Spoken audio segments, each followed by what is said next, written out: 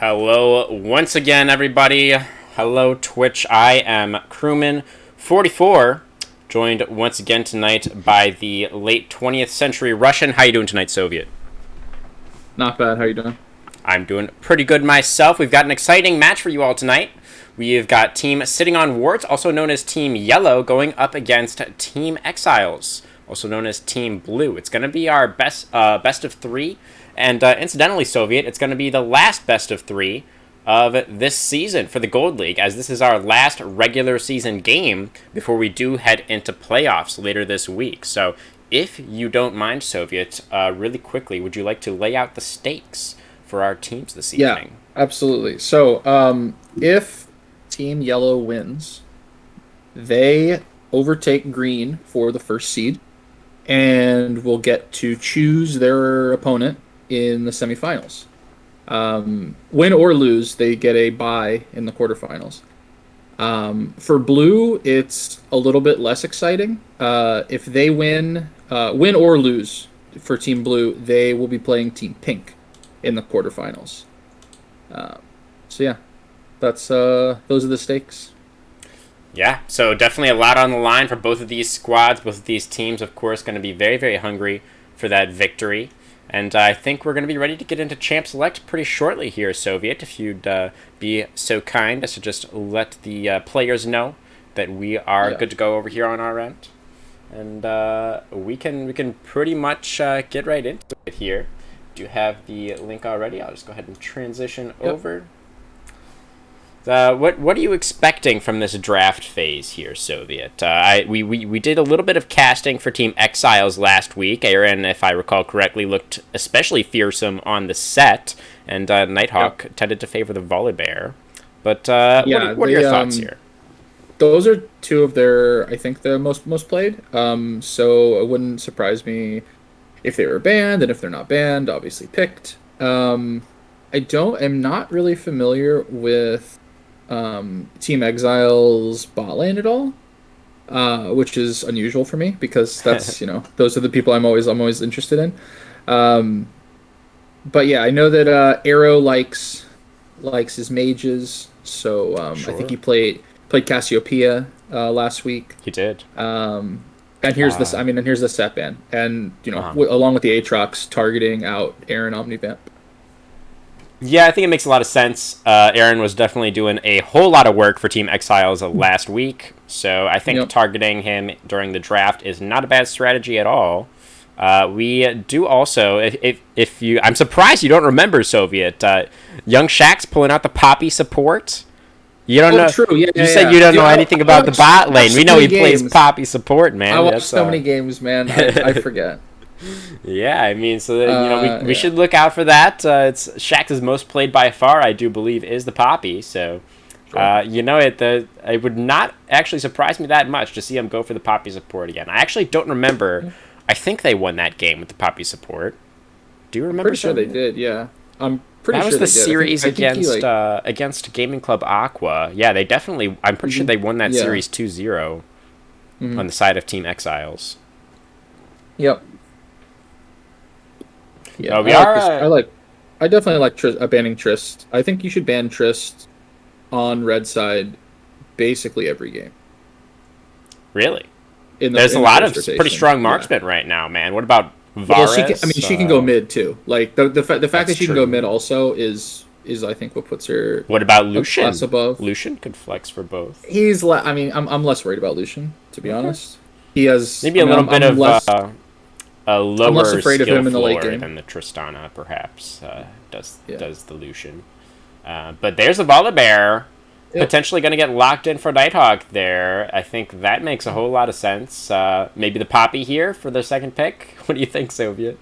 Probably not the best into Morgana. I feel like if you're going to play, have Poppy support, you got to pick it second. You can't. I don't really want to blind Poppy. I guess it's not. I mean, it's not technically blind, but I mean, I'd be surprised if this Morgana was support. I guess not as surprised as if she was mid, but I don't know. If you're picking Morgana right now, I feel like she's a jungler still. I mean, it's interesting. It's a very high priority that Team Yellow has placed on the Morgana here, taking that first Yeah. lock-in of the entire draft. So, I mean, Well, I like, imagine it's it a must be a potential. flex for them. Yeah, I mean it's a potential triple flex, Right. which is good, I think, in these for these drafts. But Echo, I didn't have that on my radar at all, especially this early. I feel like you can easily just pick somebody safe to go against Echo in the mid lane and be pretty happy. Yeah, I mean, Echo doesn't really feel like an Iroh champ, right? We've seen him Yeah, mostly for pop sure. off on the mages, as you kind of mentioned a little bit Yeah, earlier on there. But we're looking at the Trundle here, perhaps going to be locked in for sitting on yeah, wards. Trundle, of course, has received a couple of buffs recently, and he's yeah. even He's pretty good. yeah, famously piloted by Showmaker in the mid lane not too long ago. So Yeah, yeah, Trundle's in a pretty good yeah. spot these days. And there's the And I like Varus Varus. here. Varus is good. He's the I guess other than Aphelios, he is the highest pick 80 carry right now.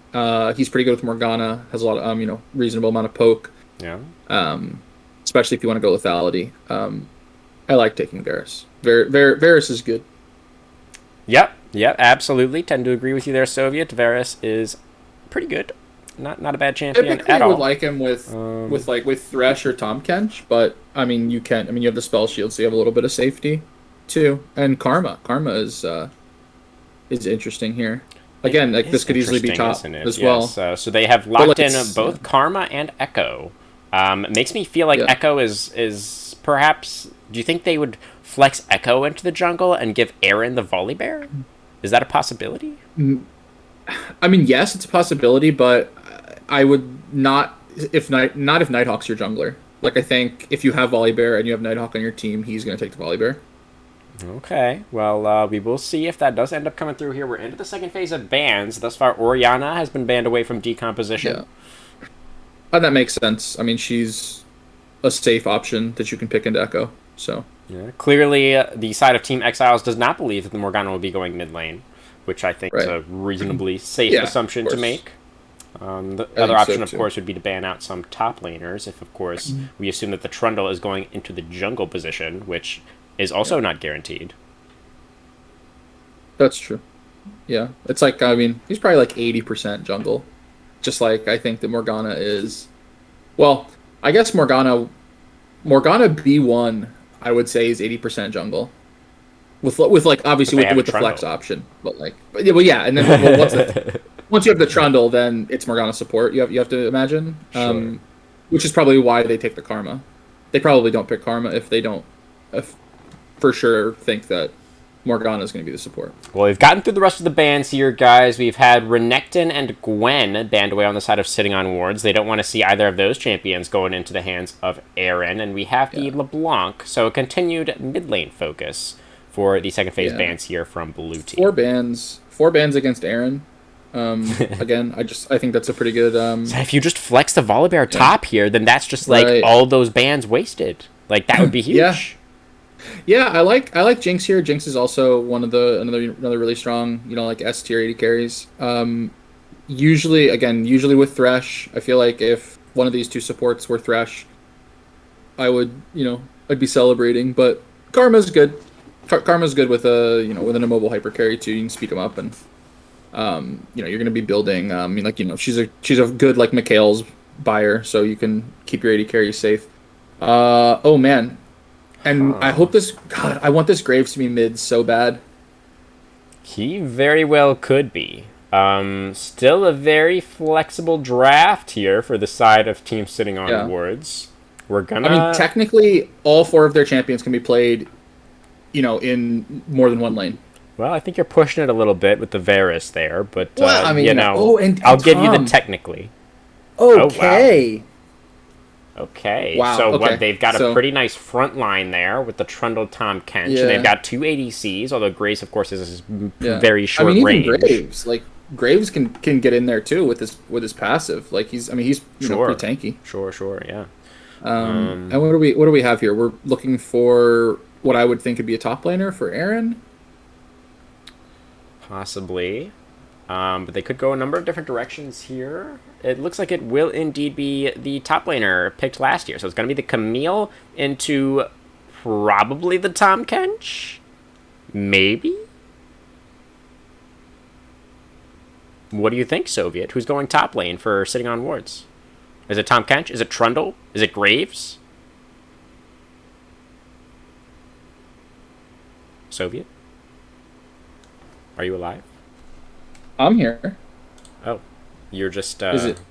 I wasn't hearing you. Were you speaking? Oh, did my camera die? You disconnected from Discord. From me. Oh. Well, my bad. I was in the channel the whole time. I see. Seems, but yeah. Oh yeah. I was breaking down this Camille pick, just shouting into nothing. Oops. Yes. I mean the Camille makes a bunch of sense. You've got your dive with the Volibear and the Echo. You've got, and then the Karma's speeding up everybody, and Jinx just shooting from far away, looking to get excited. So. Yeah, definitely. Could look pretty good. Jinx is pretty much... I mean, Echo and Camille, of course, can do quite a bit of damage as well. But, Jinx is really the only backline for Team Exiles. Keeping the Jinx safe will most likely be a deciding factor here. For sure. It's probably going to be pretty easy, I think, because... You've got you don't really have any dive from sitting on wards. That is true. As long as she dodges Morgana bindings and doesn't get just the Trundle just doesn't run forward into her. Well, you could get the Tom Kench diving in there potentially.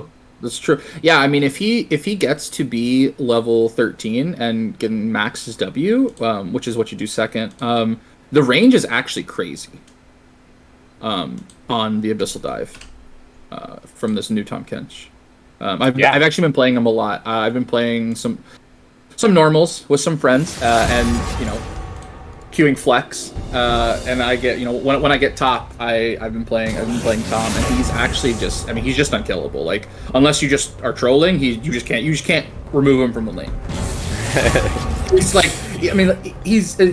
Ezreal without their regen's health, because you have your Q to CS from range if you're in a bad matchup, and then he just hangs out, and Amazing. Then you just get grass procs, you get teleport back if you get a bad trade or a gank, and just here he is, he's just always there. So it's extremely likely, in other words, that the Tom Kench is going to be going top lane here, in your opinion. I think so. That's sort of what makes sense to me, looking at all the champions. Because then you've got the Tom Kench top, Trundle jungle, Graves mid, and then Morgana and Varus bot. But we're gonna Fridge has selected the Trundle here in the client. The Tom Kench, you mean? The Tom Kench, yeah. Yes. So that is to expectations. Time to see who the jungler is. It's the Trundle. Okay, there we go. So no Trundle supports here. Yeah, that's good. Do you think money on Graves support? Could be Graves support, right? Yeah, that's true. That's true. Or Graves 80 carry, old. Oh man, good times. Good times. God, I miss him. Is so broken. Yeah, I love playing Graves 80 carry. Yeah. But yeah, everything is shaping up how we thought it is. Team Exiles has a Camille top, Volibear jungle, Echo mid. Gonna be Nighthawk on the Volibear once again here. So definitely going according to expectations there. What do you think about this Graves v Echo matchup in the mid lane? That seems a bit spicy. Yeah, Decomposition clearly worships at the temple of LS with the Graves, which I'm also a child of LS. I like his content quite a bit. The only thing about it is they're all AD, with the exception of Morgana, and she's not really a big damage threat. True. And you got Echo, who's a Zhonya's buyer, Volibear, who's just a tank. I guess it's good that Varus can easily build a Serpent's Fang to cut into all these shields from the Karma. If that wasn't the case, so can Graves actually. He can just build second item Serpent's Fang if you want. Sure, absolutely. So I think if they were any other champions, like not non-Serpent Fang buyers, I'd be more worried. As it is, I think that I would like to see some more AP from sitting on wards. But I mean, I still think the comp is fine. It sort of, I mean, I think that both of these comps are like very well drafted, and they both have a plan. Yeah, the Graves mid is definitely an interesting one. I can see how it can work, especially with those recent buffs. You can do something somewhat similar to other AD lane bullies, such as the Lucian or the Yone or anything like that. I did have a Graves mid in my solo queue game earlier who was not very human, unfortunately. But let's see what Decomposition can do here. Maybe we're going to be popping off on the Graves mid. It's a possibility here. Sitting on wards, of course, is the favored team going into this one. They currently sit at second place in the standings, just that one game, or half a game, I guess, behind the first place Team Green. So, I mean, if anybody's going to make the Graves mid work, they got a pretty good shot. That's true. And I mean, Graves is like, his smoke screen. I feel like, people talk about it, but they like don't talk about it enough. How powerful of a tool that is for team fights. Like if you're like when you're an AD carry and you get that thrown on you, you don't know what's happening. Like you're slow, you're blind, you're just and like you're immobile if you're Jinx. I mean, like it's such a good ability. Even if you don't kill the person, that's you W. It's CC. It's like it's just broken CC that you sort of can't interact with. Yeah, Graves smoke screen definitely has been pretty strong for quite a while. It's a unique ability. Yeah, absolutely. And you can just shoot it out to like chase people down. I mean, like the slow is like pretty powerful too. Yeah. So yeah, I always Graves can always only ever really get so bad because you bring all the I mean same with Tom Kench, right? I mean, like you're not picking Tom Kench to blow people away. Just like I mean his Devour too is like such a unique ability. Yeah, definitely. Maybe some combos there. If Graves can smoke screen somebody and then they don't realize that Tom Kench is getting his stacks, right? And then they get devoured. Yeah, sure. Or like they smoke screen into Abyssal Dive, like they can't. Ooh, true. Yeah. You're just stuck. Like, I mean, the Abyssal Dive really does not need very much setup. It happens so quickly, and it's such a large circle, even with only 1 point into the ability. That and it doesn't matter how far away he is. It's the same amount of time that you have to dodge it. So it's very fast. Like if you don't have boots or have only level 1 boots, it is and he puts the center on you. It is very hard to get out of it. Like to dodge it on reaction. Yeah, definitely the case. The Tom Kench mid has been terrorizing solo queue and pro play alike recently. So yeah, let's see what Fridge can do with it. Going to be exciting stuff. He's gonna have his work cut out for him most likely. Aaron, of course, is a very strong carry over there for the side of Team Exiles. So, do you think the way that this top lane shakes out is going to have a very significant impact on the outcome of the game here, Soviet? It's possible. I mean, it's more. I mean, it's going to have more of an impact for Team Exiles, right? I mean, if Aaron can just dumpster Fridge in lane and kill him a bunch of times, then I mean obviously Camille's can absolutely run away with the game. I mean they just invalidate your AD carry and just one shot. And I mean really anybody can just Hextech ultimatum, bang, you're dead. But if it goes even, or if Tom doesn't die a bunch of times, he kind of sort of soft counters the Camille in the fight. She's gonna go in on somebody, and if they don't one shot, yes, he gets bounced away, but he can run and then devour his teammate and save him from the ultimatum. So that's they can go either way. I mean, I think that also. I mean, they have the we're in the game now. I need to look at the runes. Still loading, actually. Oh, it's fine. It's gonna buffer until everybody's in. Yeah, so Camille went for grasp and the flash. So instead of the ignite, so that tells me that Aaron is not going to try and go too ham in lane. Right. If he wanted to kill, he would probably have taken the ignite and maybe conquer. A little bit of a more defensive loadout for the Camille there up in top lane. Yeah, or just like, I mean, really just scaling. And yeah, everything else is like, I mean, Graves has electrocute, which is the only other thing that seems strange to me. And Jinx goes for the lethal tempo instead of Conqueror. That's sort of like 50-50 for, you know, those two. And Morgana going Airy, I think is weird. Just I would probably go Guardian instead, especially against like a poke lane with Karma. Yeah, I could see that. Guardian into the Karma. The Black Shield is a pretty long cooldown early on, so you know there is that. Yeah. But and that's the only way for her to proc the Airy Shield. Is the Black Shield.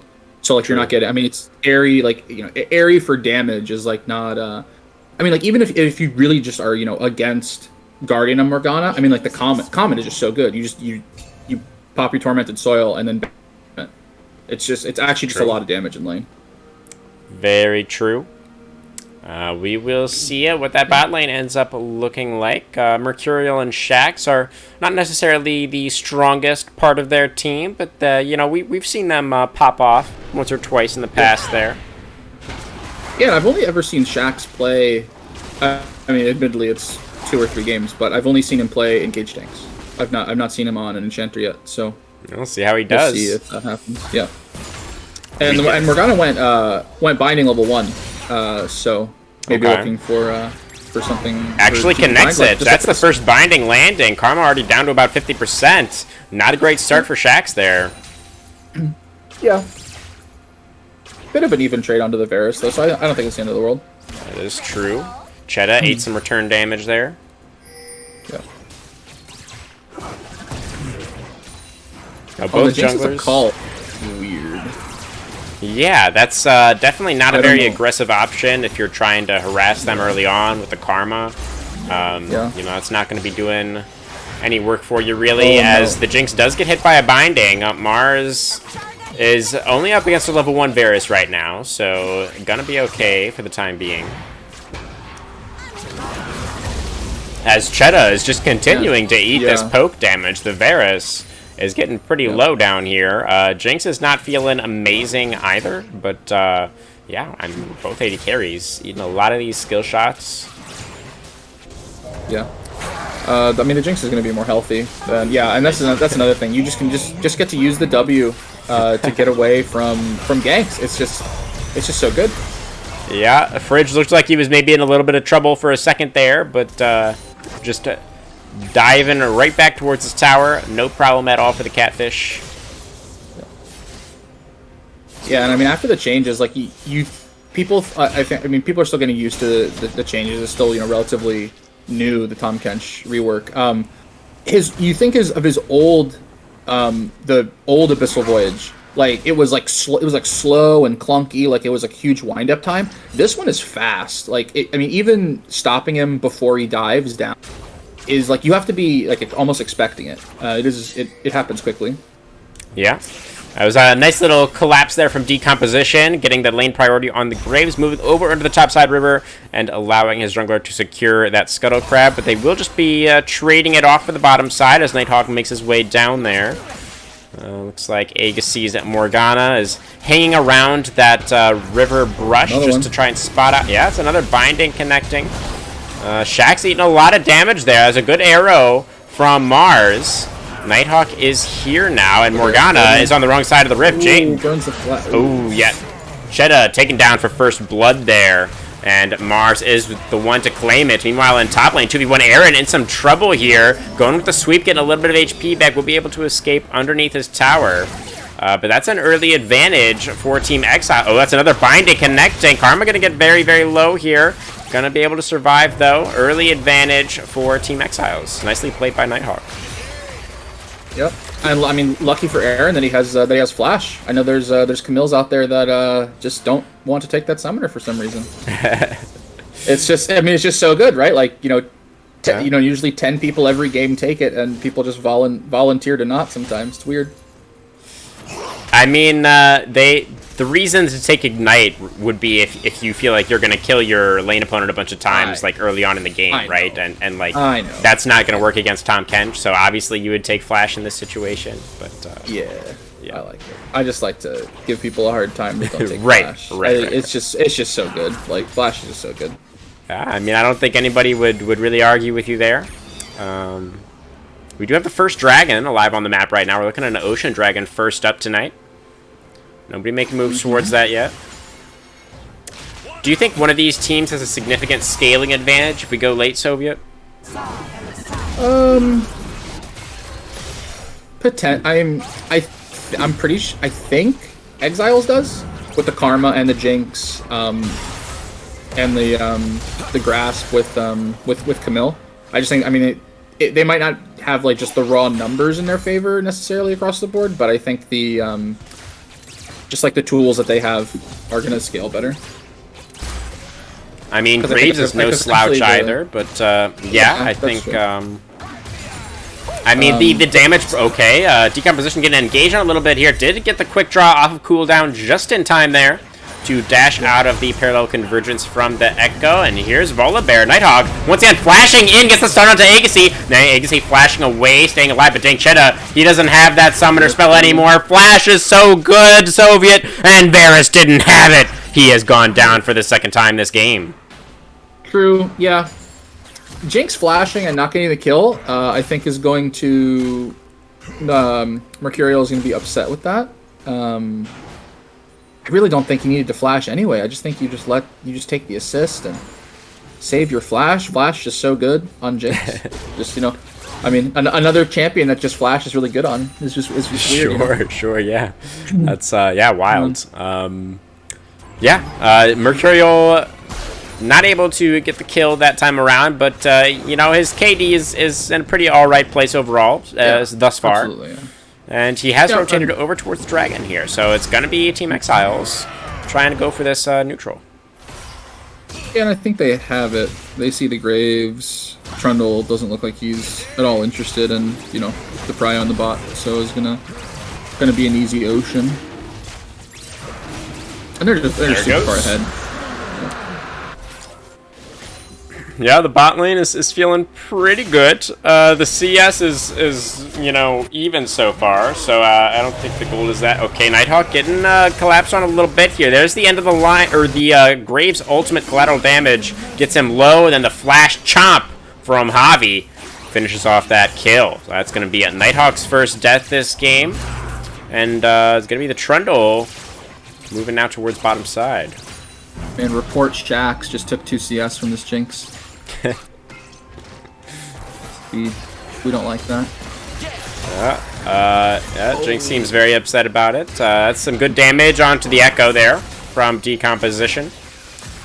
Yeah, man, it's so much of this poke from Varus Karma is just getting shielded. Like, I mean, or sorry, Varus Morgana. I mean, like I feel like. All right, never mind. Yeah, both of those mid laners are pretty flashy. They've got dashes and delayed damage on the Q. Mm-hmm. It looks so exciting, but then nothing happens. Right, exactly. Yeah, the Sentinel Grave skit. What do you think about that? I mean, it looks nice, but I hate the how the end of the line looks. It's just invisible. It's just like the outline, like the soft, like etched outline in the ground. There's there's the Jinx rocket just flying through mid lane there. Decomposition narrowly able to dodge out on that one. I mean, it certainly, I think, has the potential to be like, the meta skin because it's just so impossible to see. Or maybe I'm just blind. Hard to tell. Maybe we'll ask our player of the series, regardless of which side or which team wins. Ask them their opinion on what it was like playing with that one. Rift Herald has been alive for about a minute and a half now. Nobody's gone for that one just yet. Just the one dragon been claimed so far. Gold's still dead even between these guys. Seems like both the teams maybe playing a little bit more on the safe side this game, yep. Soviet. Nobody wanted to make any big mistakes. Yeah, and I think, like, usually in the Gold League, people really hate Rift Heralds. I mean, they especially hate them at 8 minutes. 14 minutes to 18 minutes, they kind of start to like them a little bit more. Which is weird, but yeah, definitely like the 8 to 12 minute mark. They hate him. It's just not an objective that they're interested in. Well, Shelly is going to be lonely, maybe not forever, but probably for a few more minutes at least. As Nighthawk is in bot lane again. Yep. He's looking to get in here, but Javi is also here, and will dissuade Nighthawk from trying any funny business. Decomposition is in a little bit of an interesting spot, but we'll just blast cone over the wall and feel pretty okay about it. Yeah, I mean, like, case in point right there, right? I mean, if Nighthawk is just on Rift Herald, if he paths top at a base, you have your mid pushing, and Javi was just at bottom, as was Graves. Like, just kind of hanging out. Like, and top was pushed also. Like, it's just a free rift. Sure. Well, Nighthawk is going to cruise by it once again here on his way to top lane. There's the Hextech Ultimatum coming out. Tom Kench, there's no way to dive out of this one, Mr. Catfish, as he will now flash towards his tower. But the tower will not save you because Volibear is in the game. And that's going to be the second kill going over to Nighthawk. And do you think we'll go for Herald now, Soviet? I hope so, man. Yeah, looks like Volibear will. There was so much can't in that dive. You can't Hextech Ultimatum. You can't walk past this line. You're under your turret. Oh, the turret can't shoot. So yeah, gonna die there. Yeah, and mid's push. This is gonna be a free Herald. Yeah. And bots even pushed. So it's not a combo that we hear about very often, as Javi is going for something down here. We're going for a little bit of a dive, perhaps. There's the Chain of Corruption that's come out already. That's Karma being rooted out. Here's the teleport coming down now. As Mercurial Mars flashing underneath the tower to try and stay alive. There's a Dark Binding connecting, but Jace will survive it, and Javi will be the one to fall. Now Morgana flashing over the wall, staying alive. That is a dive gone wrong for sitting on wards, and it is now 4-1 in kills for Team Exiles. Yep, and again, just a play that I just don't think they needed to make. Like, they're at their tower. It's a Jinx farming comfortably. Like, I don't know, but whatever. I mean, now Exiles is just gonna get this Drake now. The Rift Herald summoned up in mid lane, created a little bit of additional pressure there, and it will allow Echo and Volibear to rotate over very, very nicely towards that dragon and claim their second of the game. So it is only a 500 gold lead thus far, so that's pretty even still. But it does seem here, Soviet, like the side of Team Exiles is a little bit more on the ball here in game one. Yeah, I think getting ahead in some of these early kills and these early objectives. I mean, that dive especially, sitting on wards. They've been playing like they're much further behind than they actually are in gold, and I mean, like, it can certainly feel like that in game. Like, we're losing these objectives, we're losing these kills, like, we must be really far, like, we have to make a desperate play. Well, there's the Devour coming out from Tom Kench here. He's looking for something on Aaron, but Camille is still pretty healthy and is going to go back in there with the hook shot. Here comes his Hextech Ultimatum. Who's going to win this 1v1? Tom Kench is getting pretty low. There's the Cho'Gath ult for Aaron. Just needs it. Oh, it's just going to use it on the minion, though. Tom Kench trying to get back in there, but the hook shot is enough to get the kill. Aaron made it look pretty close there, but the Camille... He was just playing with him a little bit, because, like, he's always going to have the hook shot coming up there again. Yeah, when the Q2 went on the minion, I was like, oh, wait a second? Does he still have the damage? But he did. Wow. He did.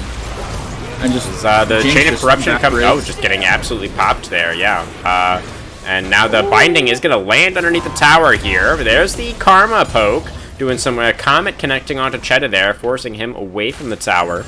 But that's a nice kill, picked up by the Sitting on Ward's bottom lane. And, yep. So it's I mean, they at least get something back for the top kills, and I mean, this is Oh, yeah. Again, nothing's gonna happen. Oh. Oh, that's and now a Karma's dead dead. Karma. Varus Yeah. also almost died, was ignited, but managed to survive that one. As the junglers have met in the topside river here, they're whacking each other in the banana brush, and Volibear will now ult away as he realizes he does not win this 1v1, but he has Echo joining him now. That's the Trundle being pushed away. My game is frozen. Uh-oh. Well, nobody died, so don't worry. Yeah, it's you know, persistently freezing for brief periods of time, which is very, very annoying, but Yeah. we're going to try and work around that, as Decomposition is getting dived on here, but going to dodge out on the Echo W and be fine. Yeah. Man, Graves and Echo, they want to kill each other so bad, but they can't. Too many. My game froze again. Too many dodges. Nice. Let's do like a little bit of a delayed thing here, Soviet. I'm at 35 right now, 36, 37. If you want to just like join me there. I am. I did. Okay. We should be fine now. Cool. I was like just 2 seconds ahead. Yeah, it just, yeah, whenever I go to the live, okay, Dark Binding connects there. Varus Arrow connects as well. That's decent damage. Yeah. And we've got, oh, I don't have timers on. Okay, so 1:50 until this next dragon. And, I mean, I see no reason why it's not going to go the way of Team Exiles. Well, I would imagine that Team Sitting on Wards would like to have something to say about it, as it would be Mountain Soul Point if Team Exiles did collect that one. So, you know, we'll see what that fight does end up looking like. I was going to say a little bit earlier on, Volibear Camille is not a combination that we talk about a lot as being, you know, especially powerful, but the ability to lock somebody in place and then turn off their tower is pretty good, as Volibear making a move towards bottom lane here. This is where Mega Death Rocket, but the heal will be enough to keep Agassi alive. And that was flash committed from Nighthawk, as well as the Jinx ultimate there. Javi is also down in bottom lane, making sure his bottom lane is doing okay there. Yeah, so that's gonna be good. You know, no flash on the Karma for this dragon fight. Both the top laners are gonna have flash and teleport for bottom lane, so they can, you know, stay top and, you know, join if necessary. Certainly. It is. Ooh, that looked a bit close. Okay. All right. Just chrono breaking Again, like back there. That's just so weird to use your ult like that right before dragon. I don't know. Like, I mean, I'm sure it's probably fine. Like, it looks cool. You're on stream. Why not, right? But I don't know. I would just it's not sound fundamentally, but there may have been you kill the tower. Oh, that's what it was. He was getting the tower, and that's why he was that far up in the lane. Okay, that makes sense. It appears that he was also the one who just disconnected from the game and is therefore the reason behind this pause. So I was thinking maybe there was some kind of technical difficulties that were causing him to be overextended, but that does make sense if he wanted to get the tower. Like, making that play while you're lagging? What? Like, all right, bro. I mean, I don't know, obviously, what's actually going on there, but... Sure, but I think that,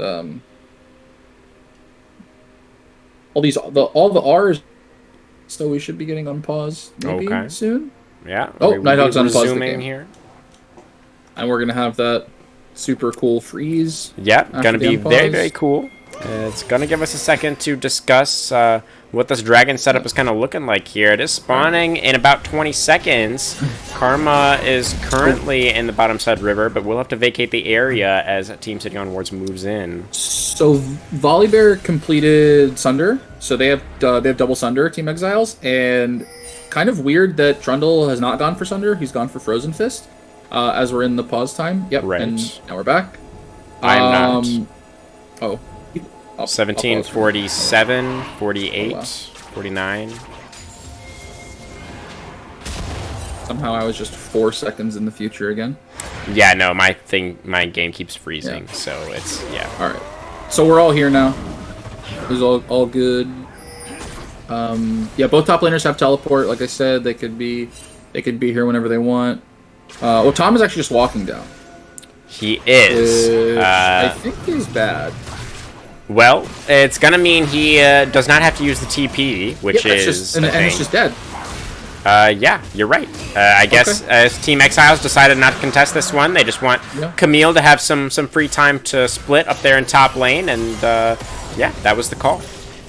Yeah, well, I mean, and like, it's possible that they said no because they don't have the Echo ult. I mean, obviously I don't know 100%, but there's some good dodging there. Oh, but need to flash. Oh, the chain of corruption underneath the tower. That's going to be too many tower shots for Shax to survive. And that is very nicely played by Cheetah to land that skill shot. Meanwhile, mid lane, there's a Chrono Break back for Echo. Is going to survive. Decomposition low on mana, but has plenty of HP. And is going to be able to push that wave out. Yeah, and I'm just noticing that Varus is going crit Varus, which I like. I like better than lethality Varus. I like that. Yeah, I mean, I feel like lethality would have been not bad this game. It's mostly squishy members. That's a flash in from Morgana, landed the Soul Shackles, and the stun, and the arrow is good. That's Cheetah with his 4th kill. Yeah, I mean, he is the best, one of the best score lines in the game right now. Herald number 2 has been started. That's a teleport into the mid lane for Graves. Looks like we're going to be having a little bit of a contest here as Javi, right in the thick of things, trying to get the steal in, will do so. Volibear not able to secure that one, but it will go for the ultimate, and that is going to be, the Devour from, keeps Javi alive. There's the hookshot onto the Trundle, the Cho'Gath ult from the Camille, able to secure that kill. Now Decomposition, trying to get this kill onto Iroh, flashing over the wall, on the wrong side of the map now, though, as Aaron is just so strong on this Camille, able to get 2 with the sweep there. There's 3, triple kill for Aaron on the Camille. Yep. Divine Sunder for the damage, and the plated steel caps means you can't die, because they're all AD. Yeah, Camille is a pre-busted champion. I did really like the I didn't think about this earlier. So if Camille Hextech ultimatum somebody, you devour them, you void the Hextech ultimatum. You just like it's no longer a thing, and you can just move around and leave, which is pretty cool. That is, I guess pretty wild. That was my first time seeing the interaction as well. Definitely pretty interesting there. And worked out very well for the side of Team Exiles. They did lose the Herald, which is being summoned right now, actually, in topside. In the jungle? Yeah, a little bit of an interesting summon location there. But Javi is going to be in top lane to try and ensure that the charge does come through. So yeah, they did end up losing out on the Herald there. But Team Exile is still going to feel very good about getting 3 kills onto Aaron on the Camille. He is going to be very, very threatening there. Yeah, and you had asked me, is one of these top laners going to be vital for winning the game? Absolutely. I think that the Camille is, going to be our real problem. I had another freeze there, Soviet, just so you know. I'm at 221, 24 right now, 25, 26. Oh my. I'm at 35. Yeah, sorry. As Decomposition is getting jumped on here, gonna get absolutely Goomba'd by the Volibear, and now Arrow is diving in with the Camille, but the Camille is way too strong here. Aaron doing all of the damage in the world. The Herald is still not charged, and Tom Kench is trying his very, very hardest, but it's not going to be enough. That's going to be another kill going over to the right side of Team Exiles, and Herald will indeed not be able to charge. Meanwhile, just another team fight going on in the mid lane. Varus gets a double kill. Oh, wow. Yeah, I didn't see Mars die there. Yeah. Wild. So that's, it's going to be a... tower. Oh. I mean, it's cool that Varus is getting big and stuff, but guess what's on the other team? A 80 carry deleter. Right. So. Yeah, I mean, that's going to be the game, right? Can Aaron delete Cheetah at the beginning of the fight? That's what it comes down to. And here we see Graves as a Serpent's Fang, like I talked about. I think that's very good. Good itemization there, definitely. Volibear has a shield, Echo, and of course the Karma as well. Yep. Even Camille has a little bit. Camille's passive counts as a shield. Yeah, and may even go Sterex next item, perhaps. Mm-hmm. Yep. So there you go. Even more value. Yep.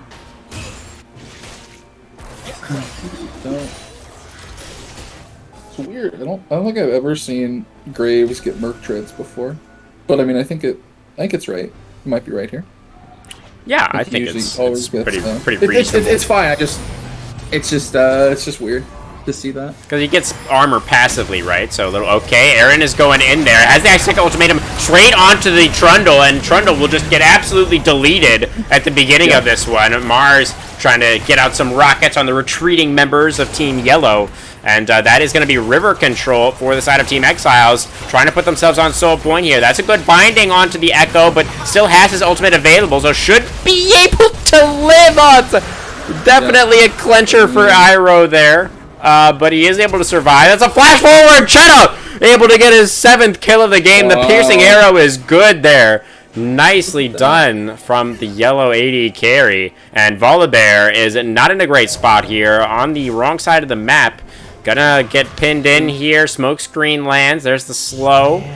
Graves still needs to do a little bit of catching up here. There's the slow from the Volibear. Oh, very smart from the Varus. Destroys the Blast Cone. Volibear flashing over the wall, but it's not gonna matter. The collateral damage from over the wall is good for Decomposition to get his 2nd kill.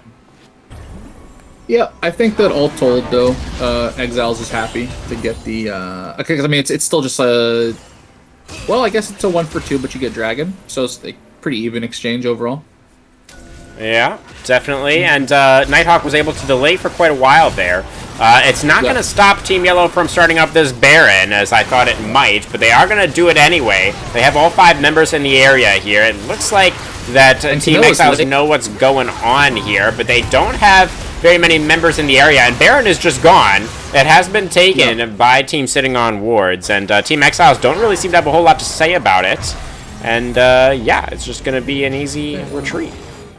Can they try and cut him off here? I mean, they have inside track here for this mid-tier too. Nope, Camille's lost interest. Gonna take bottom outer instead. Looks like maybe ward the jungle, take some Krugs too, I guess.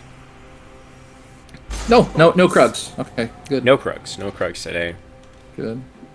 Didn't get distracted by the Krugs. We love that. So the gold is still pretty even here. It's gone back and forth a little bit, but we're only sitting at about 1.5k. It's actually in favor of Team Sitting on Wards right now after that Baron take. Going to teleport out here from Decomposition towards the bottom lane, so probably a little bit of a split formation here as Nighthawk is going to get rooted up. The Shoal Shackles has come out now as well. Volibear trying to escape with the Sky Spider. We're going to get knocked up here by Fridge on the Tom Kench there and trying to buy some space with the Icicle Ultimatum into the back line, but Tom Kench has devoured and is going to lick the bear to death there. Aaron trying to escape now, getting extremely low, forced to retreat, and Echo is going to get absolutely annihilated there. Now Mars trying to kite back. Will not be able to get the kill onto the Tom Kench, and Decomposition just gives him a shotgun shell right to the face there. That's a triple kill for Decomposition on the Graves, and Sitting on Wards are going to have 4v1 on the map with Baron. Yeah, I mean, I thought that fight was going to go a bunch of different ways at a bunch of different times, but nobody died on... I don't know how nobody's dying on... For Yellow Team Sitting on Wards, but... Well, mostly, no one's dying. I think Tom Kench was not dying, and he was the one taking most of the damage there, so that was kind of... Yeah, and Echo dove in and just didn't get a kill, which is, problematic. Right, and didn't have his ultimate, so it didn't actually even have that option to not get himself killed. So a little bit unfortunate there for sure, as it looks like Team Sitting on Wards is now targeting the top lane tier 2, perhaps. They still have a little bit of Baron to work with, but they're going on to the Morgana instead, actually. The Soul Shackles is back, and the Flash is also available, so you can see Will get out there. There's a Chrono Break from Iroh, and there's the Hextech Ultimatum. Decomposition in a little bit of trouble now. There's the Volibear jumping in. The Graves will get shut down by Nighthawk's Volibear. Now Javi is trying to get out of there. The slow is going to be good from the Volibear, and there's the hook shot over the wall from Aaron, who's going to get the kill. It's going to be a double kill for Nighthawk on the Volibear. And Cheetah was not there. He is actually off in bot lane, and he's going to be trying to push that wave in instead. And Kench is just in mid lane, so... There's a teleport from Aaron. Gonna be looking to track down the Varus, but messes up his hook shot a little bit there, unluckily. Yeah, and the Varus didn't have the ultimate, so I think the Gale Force there was gonna get him out of there safely, no matter what.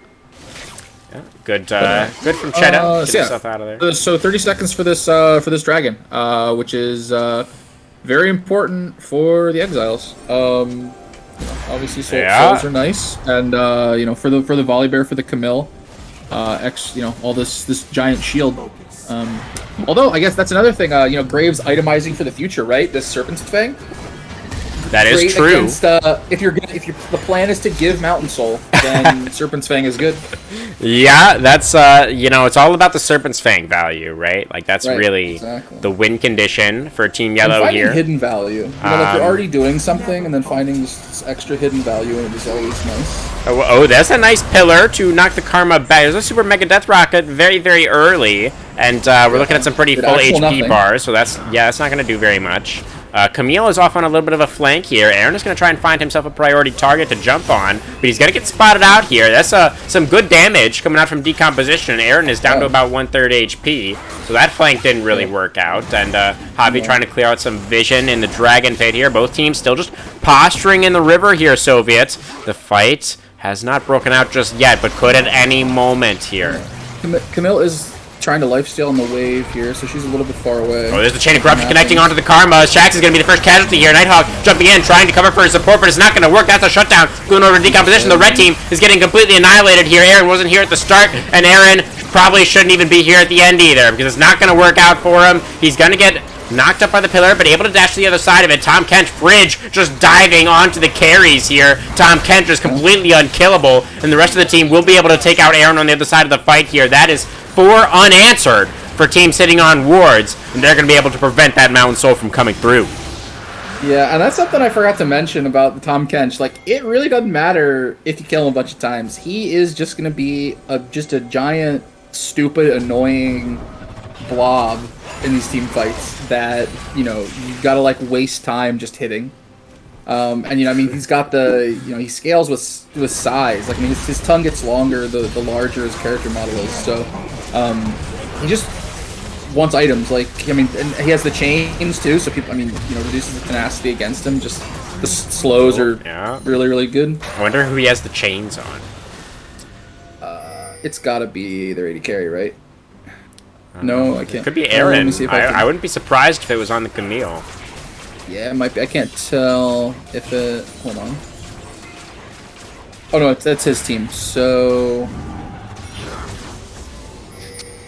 I'm trying to figure... Yeah, she's changed the Camille. Okay. Good to know there. There's another Super Mega Death Rocket, just for a little bit of scouting there from Mars. Stop the recall, too. A little bit of vision. Yeah, stop the recall. Yeah, I guess that could be good. Well, one other thing to note there about the Mountain Soul, definitely pretty critical that team sitting on Wars put a stop to that, because as we mentioned a little bit earlier on, Soviet, with their almost exclusively AD composition, multiplying those armor bonuses for the side of Team Exiles would be absolutely devastating.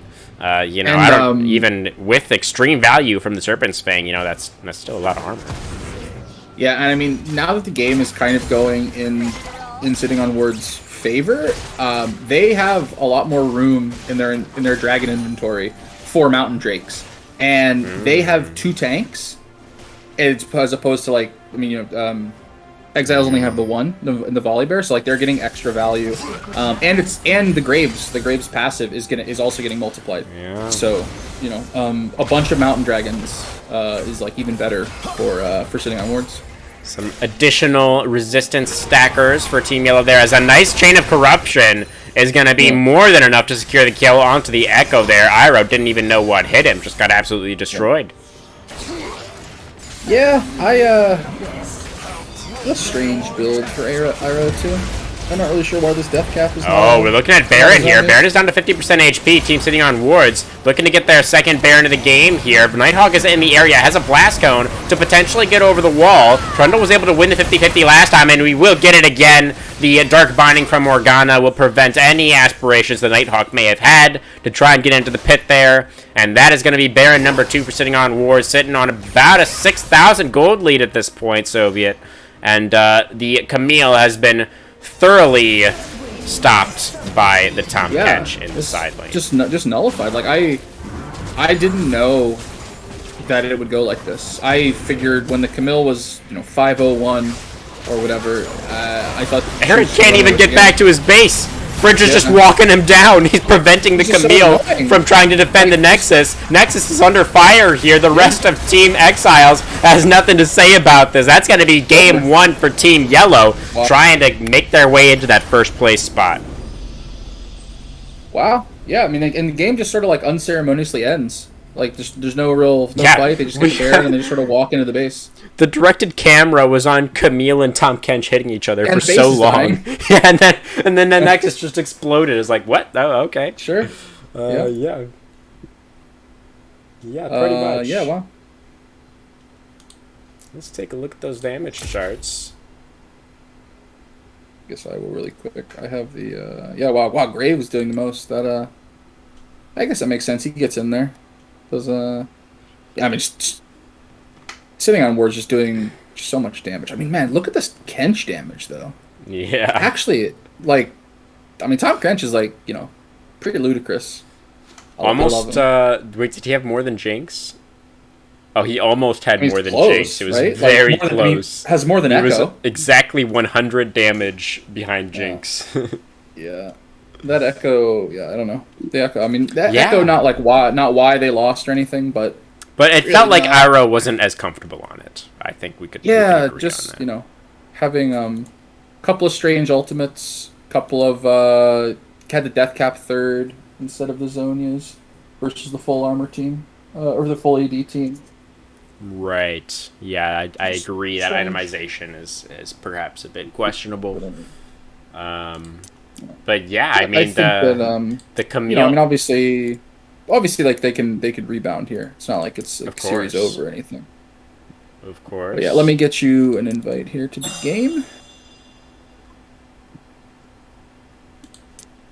Should have an invite sitting for you. Yeah, you go. I got it there.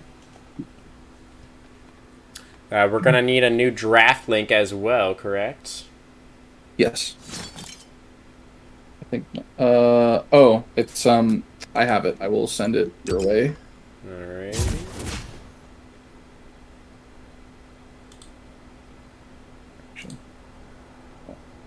I don't know which platform is easier for you to click on. You have it on everything? Sure. What kind of changes do you think we should expect to see for Game 2 here in the draft phase, Soviet? Let's think. I definitely think some sort of like different mid champion. Obviously, like not to harp on the Echo, but like, yeah. I mean, like, everything else like seemed fine. It was just a. I mean, it's an important game, right? So there is something to be said, generally speaking, for trying out different styles. But in a match as important as this one, then you're gonna want to be picking your best. I would think so. Yeah, maybe a different something a little bit more comfortable for Iroh in the mid lane there. Could be good. Yeah. Or because I mean everything else is like is pretty standard. If you think about from Exiles, I mean, Camille's perfectly fine. Meta, Volibear also fine. Jinx, Karma, like it's not like it was like this massive champion diff. Yeah, I really don't know. I mean, maybe it's not really anything you can like draft for, but like maybe he's like spreading the kills out. But Aaron is like a big carry for them, so. No, I mean him getting really far ahead is not, is not a negative. I'm really not sure, to be honest. Maybe just and they were winning. There was never really like a giant throw either. I think the sitting on wards just slightly outscaled. And then they just started to take over the game. I would have to like watch that game back again and to see where the change happened because I mean it was it was going. I mean they Exiles had three Drakes and I mean in I didn't say anything, but in my head I was like, oh okay, this one's over. They're just gonna they're just gonna get Dragon and they're gonna win through Mountain Soul because it was a fairly early three dragons too. Yeah, Um, absolutely. and then like I was just like a light switch, and then just sitting on wars just started winning. I mean, really every fight. So I mean just seems to me like it's either a that's like a vision victory or just like a win through shot calling. Um, that we don't have like we obviously can't hear what the players are saying to each other. Yeah. Well, it will be interesting here to see if Team Exiles can bounce back. It's of course going to be very important as we've already mentioned here for the standings. They are going to be wanting to move up into that fourth place position. They will be facing the same opponent, of course, regardless. But it's you still want to finish as high as possible. Yeah, of course. Yeah, you always want to win, especially on stream, right? Oh yeah, sure. As and all right, so we've got the same bands for sitting on boards, and the same side also. For Team Exiles, they did not want to go over to blue side. But they've banned the Graves instead of the Tristana. And we've got Morgana on B1 again. I mean, Graves fine. did have the most damage in the previous game, That's so true. I don't mind seeing Team Exiles take that one off the table. And for the side of Team sitting on wards, it's kind of the same token. You won game one, so why change anything? Right. You can make the draft look pretty similar here, and theoretically should be feeling good about it. Yep. So far, we've got just the same champions. Slightly different order for Exiles, but I mean, and I mean the Morgana on Agisi he was landing a bunch of bindings. So He was. I mean, if you can hit the bindings, Morgana is a crazy broken champion. Yeah, I mean, he was able to get his AD carry pretty fed in the end there. Definitely ended up getting the better of the Team Exiles bottom lane in that last one. As it looks like the Trundle. We got Trundle again. Yeah, going to be locked away for We're gonna have Varus. Wouldn't surprise me one bit, Soviet. Just run it back. I mean, yeah, me either. I mean, I like taking the unless I don't even think that they have to try and get to next level and try and like take away the AD carry that they think Exiles wants. I mean, Varus is just great. Yeah, and there it is. There he is. And then what was here? This was this was the Echo pick. Oh, it was the Echo. You're right.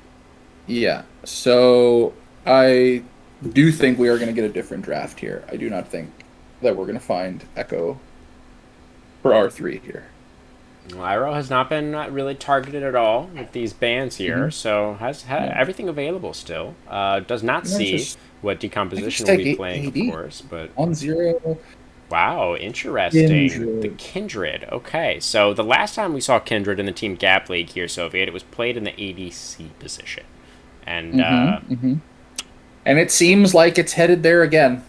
Okay. Did it win that game? Do you remember? Who played it? I don't remember.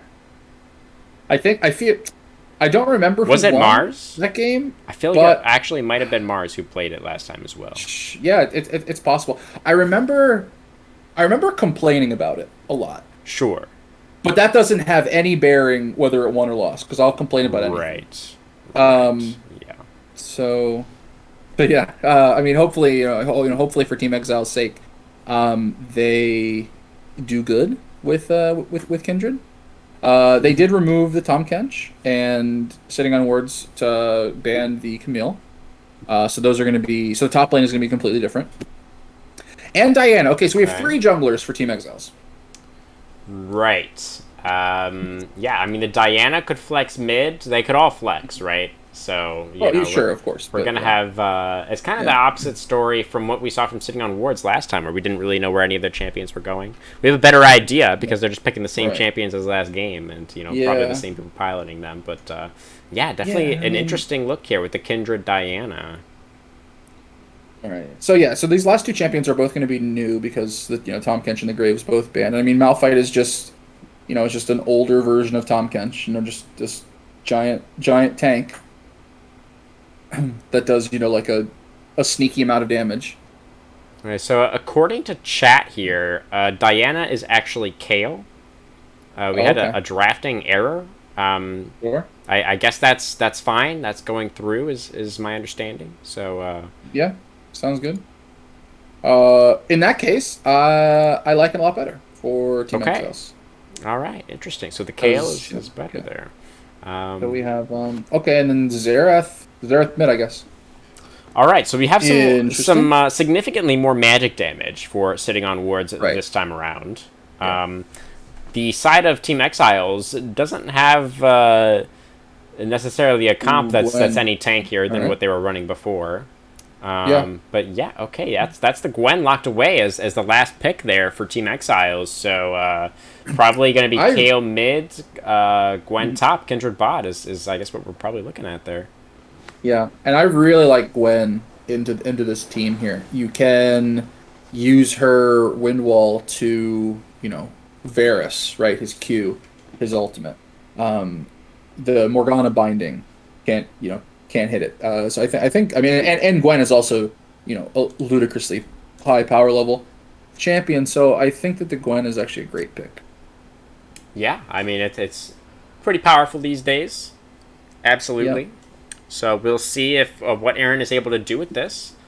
Yeah, and it's on Aaron. So I mean it's on a carry player. So absolutely good to high potential. And he's gonna want to avenge last game. When you're 5-0 on Camille and you don't win, it feels bad. I'm a little surprised, honestly, that Sitting on Wards didn't want to pick the Tom Kench again in that first round of picks. So I feel like that Tom Kench just did such a great job of neutralizing Aaron. And that's what you need to do to beat Team Exiles, right? You just got to neutralize Aaron, and then you're probably going to be feeling pretty good. Yeah. Sometimes you can even against Exiles, you can let Aaron get ahead and then still win. Well, I mean, sure, but that sounds more difficult than if he's not ahead. That's true. But yeah, so I do.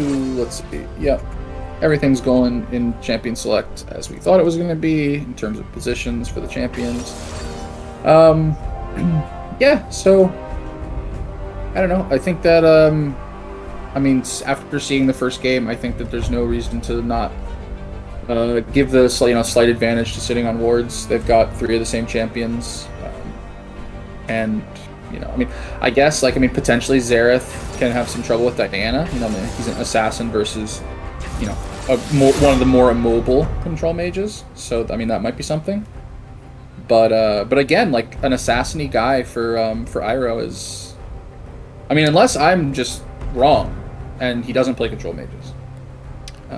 Possible. I don't actually have the OPGGs available, so I cannot confirm or deny our recollections on Iroh's champ pool there. But I think you said Diana when you it's actually Kale. That's going to be the pick here for Iroh. Right. Never mind. Right. Yes. I'm not an assassin. Right. But quite the opposite of assassin. Yeah, I would. Well, I would. She's say an assassin at F40 minutes. Just killing everything. Right. She just assassinates everything on the map. Sort of simultaneously there. So of course. Yeah. And it's kind of interesting. They have two Exiles have two invulnerabilities, let's say, right? They have the Kale and the Kindred ultimates. Yeah, I do like that combo. There's a lot of interesting pairings that you can do with Kindred. There's a lot of kind of unique comps that you can run there. Yeah. The Kale is definitely a good one.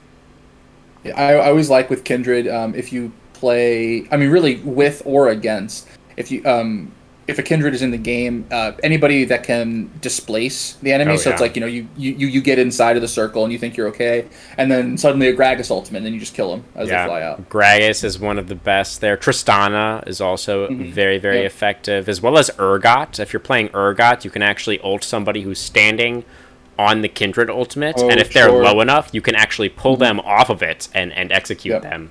Of course, assuming that you are not standing on it yourself.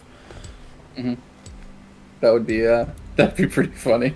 Oh to yeah. see- to Well, see it's not Urgot funny if you're the suck somebody. Kindred player. So Right. you know that's kind of actually the side that I've been on more often than not. So you know that's a thing. But I just mean to see the Urgot animation and be like, and you get all the chains on your screen, and everything, and then you just don't die.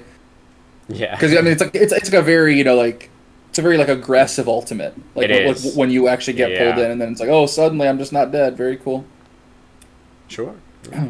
It's, you know, not too much in the way of displacement here this game for the side of team sitting on wards. You know, they actually don't have any knockbacks at all. They don't really have any way of getting people off of the Kindred ultimate. You know, they have some stuns and some knock-ups, but and you know the roots from the Morgana, of course. But you know, the Kindred ultimate, if used correctly, could be pretty effective here in this one, especially when combined with the Kale potentially. Yeah, gonna be good to see. And I mean, look, it's already. I mean, it's a good counter. Also, I mean, not really, but I'll just say the word. To Malphite ult, like, you get 5-man Malphite ult, and you think everybody's gonna die, suddenly Kindred ult, right? And just gives you a breath, so you can die when the ult expires instead of right away. Right, yeah. Usually, you know, you wouldn't consider a marksman to be a counter to Malphite, but I get your point there. Yeah. I do understand what you're trying to say. Yeah, I mean, I think we have time to, you know, throw a little bit more shade at the Kindred bot lane, I think. You know, we've got about 90 seconds left on the spectator delay there. And I think we covered it pretty thoroughly during that last cast. But for anybody who wasn't around to see that particular stream, Kindred bot, we're not really a fan. It's very hard to get your marks. You basically, the only way you can do it is just by marking your lane opponent and hoping that you kill them. And if that doesn't happen, then you're going to be very, very sad for a very long time. I mean, there is some pretty nuts scaling overall on the side of Team Exiles this game. Like, if you consider the fact that Kindred can theoretically scale infinitely, and then, you know, there's the Kale, of course. You know, that I mean, can be pretty the good. Karma scales well, too. Gwen scales well. But, yeah. Kindred Karma bot lane, I don't know about that one. Yeah, I mean, I don't know. I can kind of see it where, I mean, like, Kindred Karma can, like, I mean, they have a lot of chase. If you're just like sort of if they get ahead and they're like able to just like run after the enemy team. I mean, a sped up Kindred with her like hop thing. I mean, is that's scary. True. True. And but I mean that's obviously anything is good if you're really far ahead. Right. I guess I mean something positive and again about the Kindred. I mean, Kindred is probably the 80 carry that I would want the most versus a Malphite. Okay. Although I guess the only other one being like Ezreal or Sivir. Right. But yeah, I mean it's Kindred being able to save her team too. Yeah. But anyway, I mean we'll see. I mean like Kindred can do ludicrous amounts of damage. Yeah, absolutely. Especially later on into the game, it does scale very, very well. So we will see if something like that does end up coming through here for Mars this game. All sorts of all kind of precision. Everybody is just about the precision tree for Team Exiles here, except for Karma. They mean it. Double press. They're going to be very precise. Yes.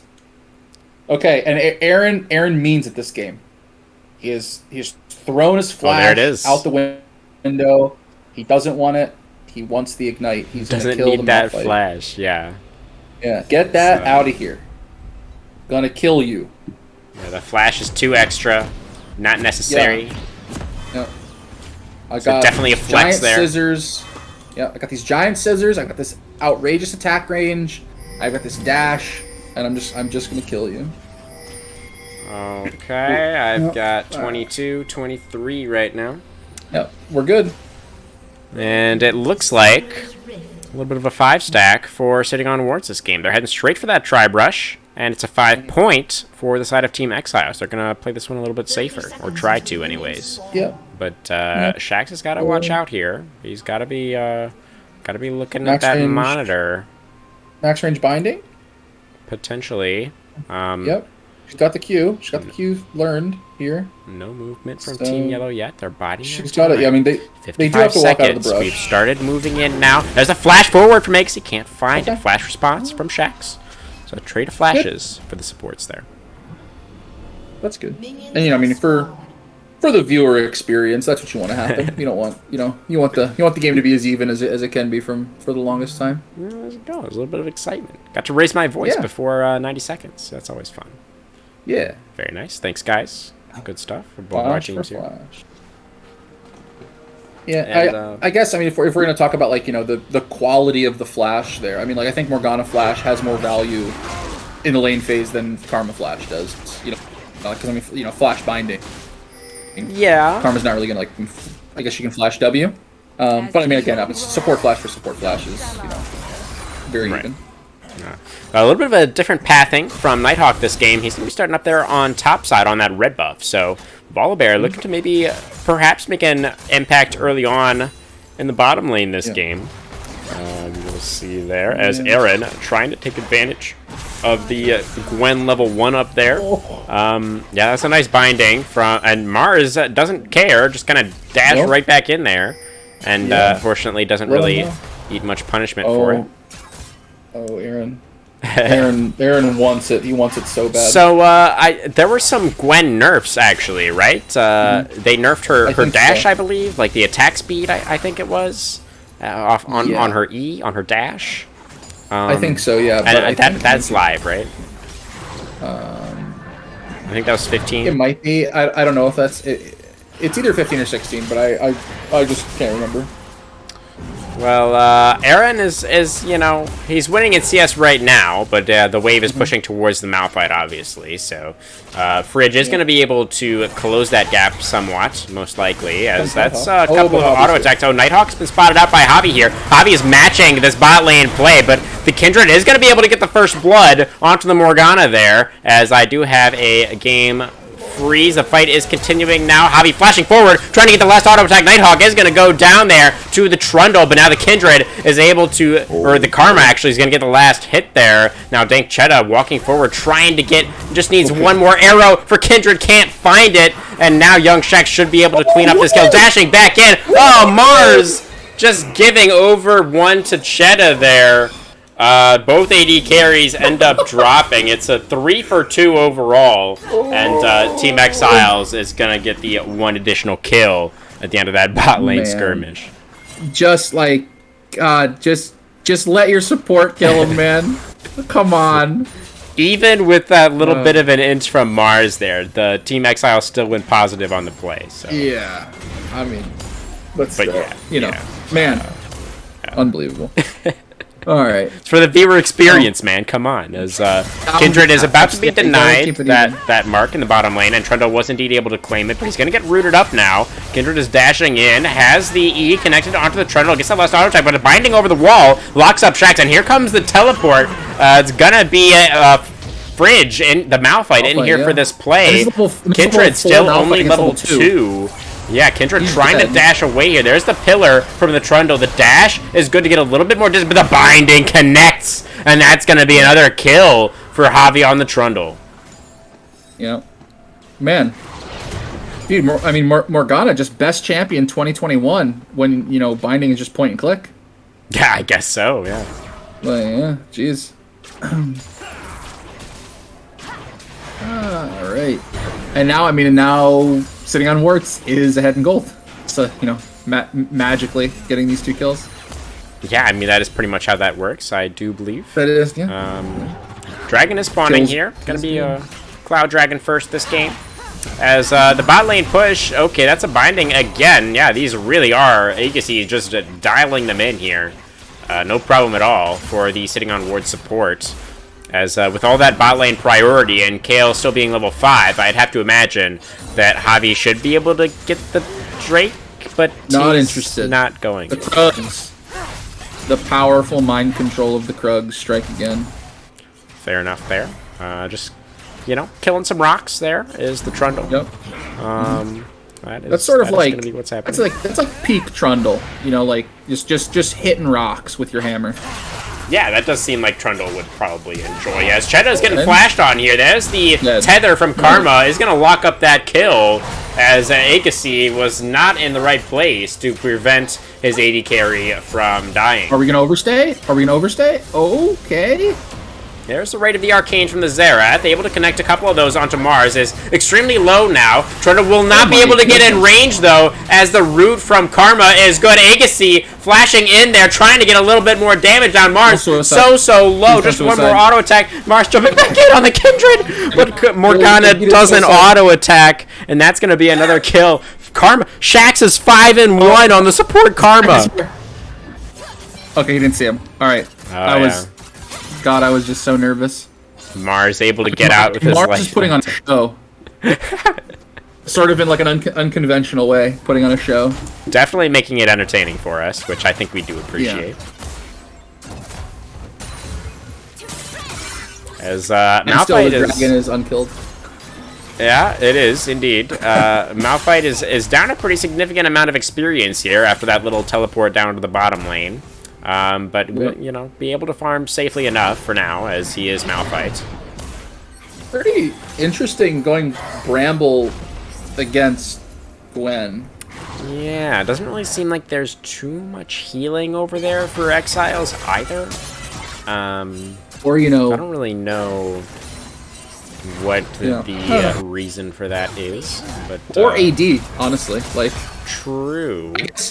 Gwen auto attacks a lot, so she's dealing herself damage. Yeah, and Gwen. Okay, there's the Malphite in. Yeah, the unstoppable force, but the Gwen is getting a whole lot of return damage out. It's gonna be the top laners killing each other off there, as the ignite choice for Aaron was enough to help him secure the return kill there. Yep, and now he's gonna be able to teleport back, having not recalled yet. So. Just gonna get further ahead. Teleport for this Rift Herald. Teleport for there's not really a great place. Okay, I guess there's that one ward in the river that he could teleport to. And Volibear just... No, is he doing it? Is Volibear doing it? Yes, he is. Okay, awesome. He's considering Rift Herald. Rift Herald 8 minutes. We're doing it. Huge. I love it. Absolutely huge for Nighthawk there, as a nice stun from Decomposition is going to prevent the Kale from auto-attacking anymore. For now. Oh, and so the Bramble makes a lot more sense. Now that I see the leeching layer, I remember that. Gwen is going Riftmaker, so yeah. They're gonna be the healing. Yeah, there is some healing there on the Gwen. That is true. Yeah. But the armor, of course, not going to be particularly valuable. Okay. Dude, Agassi with these just bindings from Fog. I love it. Yeah, definitely playing the Morgana pretty exceptionally so far. It maybe does explain a little bit of why that pick has been prioritized so heavily by the side of sitting on wards. Maybe it's could be a key part of their overall strategy here. Yep. Yeah, and Morgana's always like a champion where the dragon smite just doesn't want to smite it. Just in their face, refusing to smite. Well, there's nobody from the side of Team Exiles around, so really not too much risk of. The Varus was right there. The Varus could have just arrowed it. Varus and Trundle are on the same team, Soviet. They sure are. That's a flash forward, and that's going to be a dead Trundle, as Nighthawk was successfully able to turn off the tower there, and Richfield has been summoned up. That's going to be some gold funneled into the Kale there. Pretty big for the side of Team Exiles. They're feeling pretty good so far in this one, as the Gwen ultimate is coming out once again here. That's a lot of damage onto the volley. Dash forward, Aaron with a solo kill in top lane. Oh my goodness. And Morgana is kind of walking into Kale, who is 3 levels higher, but is actually going to get out the flash in the end there with that fadeaway binding. But Cheddar is left all by his lonesome down here in bottom lane, but Mars is just going to go ahead and trade himself to the Varus. Do you not have the ultimate? He was level 6, right? Yeah. Okay. Well, just kind of decided you know. not to use it. So, Yeah. Just marking them for later. I like. I mean, Yeah. Kindred marking them makes sense. Good stuff. Well, yeah. So Karma has 5 kills. She does. It's a lot of kills for Yeah, a Karma. that is a lot of kills for Karma. Yeah. As Australia's at 10.5 minutes into the game. Yeah, So, that's they're going to be zooming. that's a fast Karma. You're gonna be zooming all Yeah. over the place. As Yeah, I mean, like, I think that's really good for the Kindred, indirectly. I mean, letting her... Because, I mean, she's relatively low range. yeah, having keep them, you know, there are worse things than having a Fed Karma on your team. That's for Yeah. sure. As I mean, like, she's going to have these massive shields from Oh, yeah. incredibly early, so... yeah, definitely. Yeah. You know, but Karma has some other people to potentially shield as well. You know, you've got the Kale and the Gwen are both going to be, Oh, yeah. you know, very, very strong carries for the side of Team Exiles potentially here. Alright, how many marks does this Kale? 2 marks already. For the Kindred there. For the Kindred, yes. Okay. So... You know, maybe would have liked to see a bit more at this point. Does have 7 KP, so you know, yeah. I guess you know it's you can't. There's a cooldown on There- for champions. Yes, Yeah. there is a cooldown. It's a pretty significant cooldown, so it's not like you can really you know, mark somebody in the middle of a fight. Generally speaking, Right. but still, you know, it's would be nice to see maybe. I mean, it's just hard with Kindred bot. That's why I'm not a fan Yeah. of the pick. It's just hard to get those And I mean, marks at a and reasonable here comes pace. Australia's. As yeah, that's a lot of move speed. As Chedda is gonna be black shielded and gonna try to run away, but I don't think he's gonna be very successful. As the Soul Shackle Zonia's combo from Exiles is gonna buy a whole lot of time, and that's gonna be a shutdown onto the Karma. Varus gets that kill, but he is gonna be cut down by the Gwen here. The Ignite is gonna allow Aaron to pick up that kill, and now Fridge is going to be in a lot of trouble here. That's going to be a kill going over to the Kale. So both top laners teleporting into bottom lane there. And it's going to be a 2 for 2 overall. Yeah, it's Nighthawk looking for it, but not quite able to land the E there. As, oh, Agassi. Oh, you poor Morgana. Oh, why would you flash there, Agassi? No. Man. That's not it. He was always going to die there. I mean, I can see what he was trying to do. He wanted to, like, binding as he was flashing away, but, like, you're in auto attack range, dude. Like, you're cornered. That's not going to work. Yeah. Anyway, well, yeah. I mean, this is going a lot better for Exiles. I think they have the Fed Gwen. She's got the Riftmaker. Oh yeah. 2-0 Kale with the Nashers.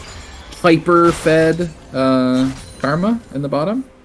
Yeah, Not I mean, bad. the scaling on Team Exiles this game is just absolutely bonkers, right? With the Kale, Kindred, Gwen, Yeah. like, that's just insane. I mean, Xerath's skill's pretty good as well, but he's gonna have his work cut out for him here. Yeah, He's even in CS, not really, you know, can't really say he's in the lead or anything like that. True. Yeah. All right, and now we're gonna send the Kindred mid. We're going in. A better lane for the Kindred, theoretically, as Decomposition is getting E'd up there. But there's the Chains of Corruption from Chedda. Is going to lock up the Karma, and Shax is going to get blown up once again here. 5-3 now on the Karma. KD, not quite what it was a few minutes ago. As down a member, I expect this push to not last very much longer for Exiles. Yep. And yeah, I agree with you saying and that's just going to be Dragon for sitting on wards. Yeah. They sit on the Scuttle Crab. They are sitting on Vision, true to their name, but it doesn't matter because they have sole possession of the bot lane river currently, or bot side river, I should say. As Herald number 2 is getting started up right now by Nighthawk, but he's going to get spotted out by the Malphite there, as Mars may be in a little bit of trouble, forced to flash away from the Xerath ultimate, and Gwen dashing over the wall. They will surrender the Herald here to the side of team sitting on wards, and they're just going to try and contest at some point a little bit later on. That's where you type in all chat, thank you for leash. Oh yeah. So that's good. And they're just gonna throw it mid. I like that choice. These bindings just continue to hit. Oh my god, Agassi, yes. Max The range. Morgana play has just been absolutely revolting here. as the Herald charges into mid lane, and that mid lane tier 1 will Second drop. charge. Yeah, they're going to look for it, but the eye is revealed and it will be popped. Yes.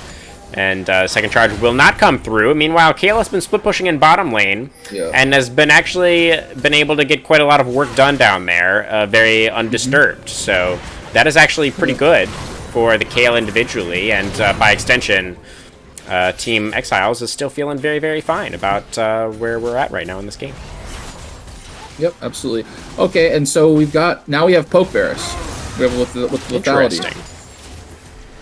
Yeah, I guess, so it actually kind of really makes sense. So they don't have the Graves for the Serpent's Fang. I'm just harping on Serpent's Fang. I'm just, Serpent's Fang fanboy. So like you need a Serpent's Fang buyer versus Karma. I mean, the Serpent's Fang was not enough to... Or no, it was enough, yeah. Because Team City on Wards won that, yeah. The Serpent's Fang carried them to victory, perhaps. Just that was the only reason they won, because they bought Serpent's Fang. We got Serpent's Fang Salesman Soviet over here. Oh, that's quite a lot of alliteration. That's pretty catchy, actually. You should keep that. I'll let you have that one. Exactly. As we're... cleared out some vision in the Dragon Pit right now. I love that items like that exist. These specific items, and like League of Legends has gotten to a point where the game is sort of figured out. Like Riot, they're not going to put just these awful items into the game that nobody ever buys, like the old Leviathan, or like the old Force of Nature. So I mean, I really like that they have these specific items like the chains, like the Serpent's Fang. That they let you make choices. Outside of Champion Select, you're not just stuck if you're against a certain comp. So. Yeah, definitely. The item rework was pretty controversial, but generally speaking, I agree with you. But you've warmed up to it, you'd say? Oh yeah, no, I think the game is a lot better for it. I still don't really like the mythic item thing, but I do like the items that are in the game. Oh, Xerath misses the stun. That's going to be a dead Magic Boy as the flash. I don't know if Iroh actually needed the flash there. Yeah. Xerath was going to try and do some alcove gaming, and Kale was just I don't want to deal with that, so I'm just going to flash and auto attack and kill you. Which, is fine. Yeah. I mean, down a game, I wouldn't want to go into the alcove, Yeah. Bad stuff happens in there. And, Kale Flash is pretty valuable, as that's a Sky Splitter forward from Nighthawk. Is going to stun up Agassi here. Late was the Black Shield, and Aaron is also teleported in. So that's Agassi just going to get left to the Wolves. Going to get picked off there in the bottom side river. Another kill going over to Exiles, as Cheta is running pretty low on mana. We're going to have a teleport here from Xerath to try and defend this mid lane tier 1. Don't know if it's going to be enough. Nighthawk does not have the Volibear ultimate available anymore, so I guess they will be able to clear that minion wave. And the mid lane tier 1 for Team Sitting on Wards will survive for now. Yep. And, Varus just gets to clear this wave. Nearly stacked his tier all the way. He's happy, I think. Looking to get Manamune here going as his next item. The 2-item power spike for Lethality Varus is usually a pretty powerful point in the game for him. Yeah. We are looking at that. I'm sad that they nerfed the mythic passive for Prowler's Claw. I thought it was hilarious when just 80 carries are just buying Prowler's Claw. Whole entire games of just never using the active. It's just so funny. Yeah, pretty funny. Although I do understand that's definitely not the intended use of the item. So, I think it makes some sense. As Dragon number 3 is about to spawn onto the Rift. Yeah, Tower is still alive there. Kale went for it, but couldn't quite find it, as another Dark Binding does connect there. But there's no follow-up just yet. I do really like Zhonya's first on Morgana support. I like that quite a bit. Yeah, I think it makes a lot of sense. Additional playmaking there, as Dragon is just getting absolutely melted. Is going to get completely evaporated. Oh, it was stolen, actually. Trundle got that Dragon somehow, and that's a couple of kills. Going over the Kale ultimate is used onto Iroh, but I don't know if it's going to be enough to save his life. That's Aaron able to get a kill back onto the Malphite, and Kale actually is able to escape there somehow. So it's 2 for 1 overall. The fight still in favor of Team Sitting on Wards. Oh, the arrow misses. but she's cornered, and the shutdown is going to go over to the Morgana. You know what? Usually, I think we are not happy about seeing supports get shutdowns, but god dang, if Agassi doesn't deserve it this game. He has just been playing so well, landing so many of those skill shots. That's true. Yeah, I mean, especially if you're gonna play these enchanter supports, you definitely are more okay having an enchanter get kills and gold than you are, a Leona or a Nautilus. Yeah, I think we're gonna be feeling pretty okay about it, because once Morgana finishes her mythic, the amount of damage coming out there is definitely significant, as Nighthawk does have a blast cone to try and get in here and potentially make this a steal, but he is going to use the flash instead, which means he has no way out of the pit and will now die, and was also not able to get the Baron. So a little bit unlucky there for Nighthawk.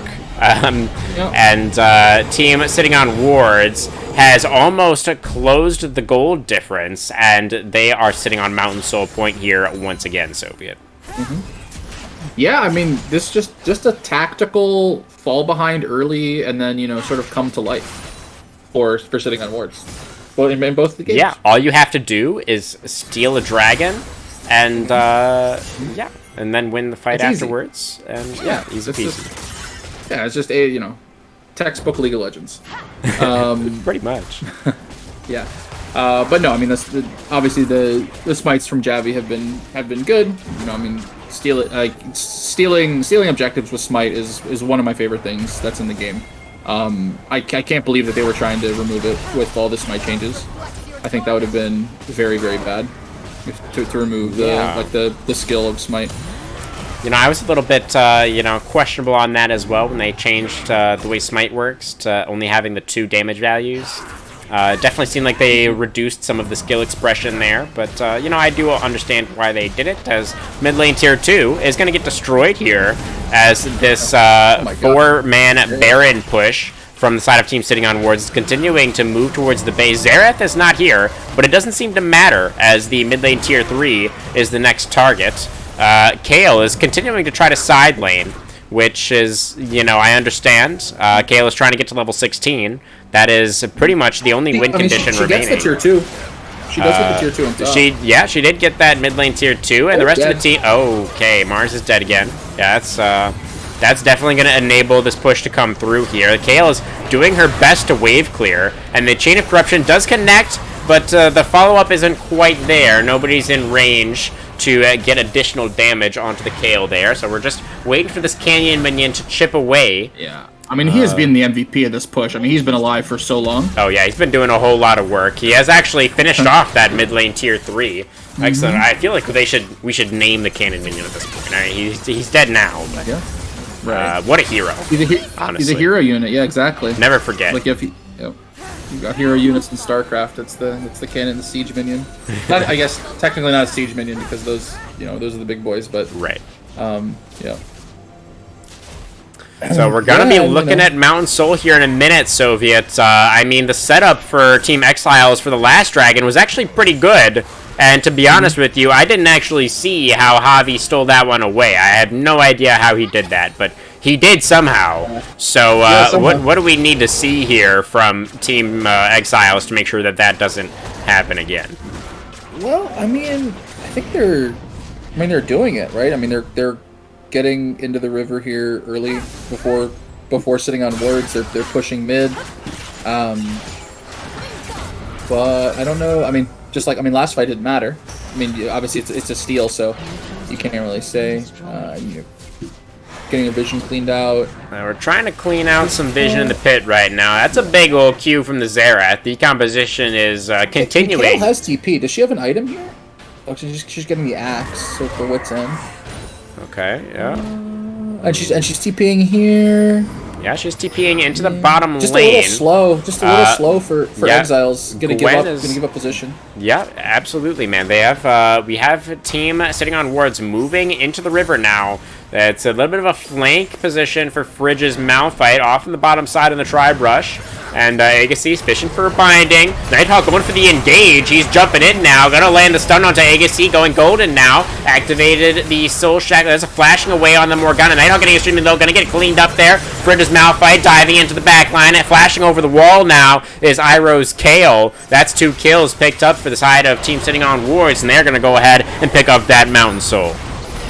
Yeah, I mean, massive Malphite flank. I mean, didn't even need to use the ultimate to engage onto and remove the Kindred from the fight up towards the blue buff, and then he's gets to use the unstoppable force on the other side of the bear of the blue buff wall to get the 2 kills and Mountain Soul. So yeah, I mean, and now Mountain Soul is a Malphite with Mountain Soul is tough. It's tough to work around. I mean, that's a beefy boy. That's going to be a lot. And remember, guys, so sitting on wards did win the last game. So if they are able to clean up the Nexus in this one as well, that is going to be the match victory for Team Yellow, and that will put them in first place the regular season. So definitely, we're getting close to that point. But Kale is level 15 here, Soviet. We can't rule out the comeback just yet. Not yet. I mean, almost has the wit's end. So 3 items and level 16. That is going to do a lot of damage. But if your whole team is dead, sometimes it doesn't matter. But I think this is a game where it's going to matter. Yeah, I mean, I do want to really briefly go back to the Mountain Soul fight there. I really feel like Team Exiles had vision on the Malphite flank. I really thought that they knew where he was. But it seemed like Nighthawk kind of just jumped in there for the engage and kind of played right into that flank angle for Fridge and kind of just allowed him to walk up behind Kindred and, like you said, just kind of zone the carries out of that fight on the side of Team Exiles. So I mean, it's hard sometimes. Not sometimes. It's hard playing engage if when there's pressure. No Shax. Oh, Shax in some trouble here. The pillar has already been used, but he's going to get chomped on now. There's the slope, but the tether will be enough to root the Trundle in place, and Shax will survive for now. But here's Rite of the Arcane. Xerath trying to land the skill shots, but Shax, with the move speed, able to keep himself alive. Well, with that chunk, I think Baron is on the menu. Yeah, we do have Baron on the menu. Gwen is splitting bot lane, has teleport. So could potentially join. Iroh up on the top side right now. We're very, very split right now on the side of Team Exiles. Baron already down to 50%. Volibear has everything. Yeah. So Nighthawk could go for something here. Hasn't been able to get any of these steals just yet, but he's going for it now, and he will die along with the Baron. That is, I believe, the second Baron of this game for a team sitting on wards, and their 4th of the match. Oh, what's up, Kale? Uh-oh. Iroh, you're still not level 16. You are a few levels up on the Trundle here, but Cheddar is over the wall, laying in that damage, and it's actually going to be decomposition from the base with a long-range Q that picks up the last hit. Or Horizon Focus Q, just blasting him there. Yeah. I mean, and the Xerath is going to start dealing a bunch of damage now, too. He already is. Has 2.5. Yeah, I mean, has 2.5 items, full stack Darksteel. It would not surprise me at all if decomposition is most damage again in this one. Yeah, for sure. And just kind of we haven't really been talking about him at all. But he's just, he's 314, has 200 CS. Just hanging out. Yeah, he's hanging out with his team, pushing in mid lane right now. They're able to take out that mid lane inhibitor. Aaron is getting some work done off in the side lane. He is able to chunk Fridge down to less than 50% HP, and looking like he might win that 1v1. Fridge forced to burn the Unstoppable Force actually in retreat, go back to the fountain to heal, and that is going to be the bot lane inhibitor, but that's a Nexus Tower traded for it. Don't know if that's worth as Malphite teleporting into the enemy base now, going for the Nexus. That's Gwen teleporting to the last remaining Nexus turret. That's Kindred shut down. It's 5v4 on the map now. Nexus under fire. Nexus down to 50% HP. Volibear flashing in. He gets the stun onto the Hobby's Trundle, trying to turn this one around, but it's not going to be enough. Soviet, that is game 2 and match for team sitting on wards. Wow. Yeah, I mean, Aaron wanted bad to try and stop him, but I mean, they good that they knew that they could just push for the end. Yeah, I mean, Mountain Soul, you've got to try something. But yeah, it's going to be the 2-0. Yeah, nicely done. Team Yellow are able to claim first place the regular season. They will have their choice of Goodness. semifinalist when Yeah. we do come to that point in the playoffs.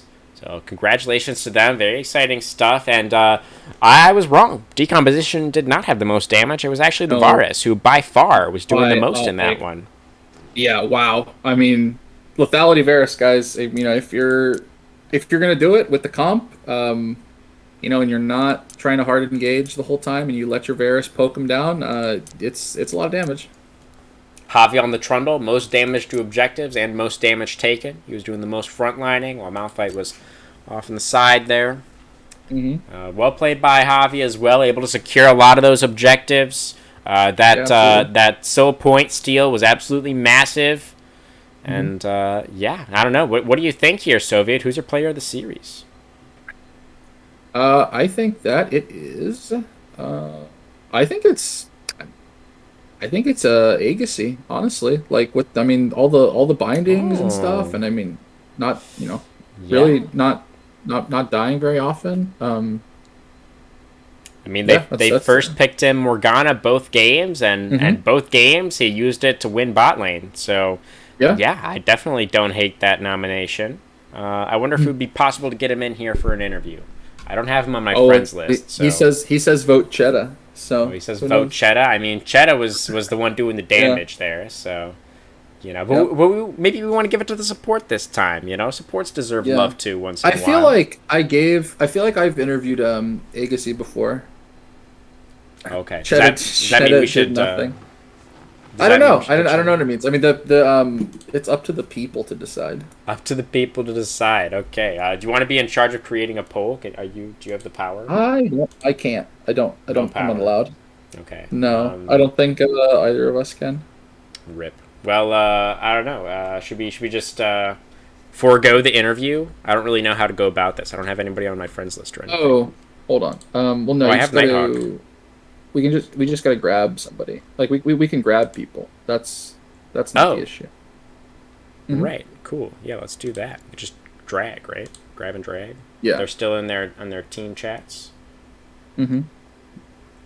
So Okay. Yeah. but yeah, who's it gonna be? One sec. I got. So yeah, right. We're getting a poll. It looks like they're Okay. saving Nice. Nice. us. Nice. Yeah. Huge. Somebody's on the God account. Mhm.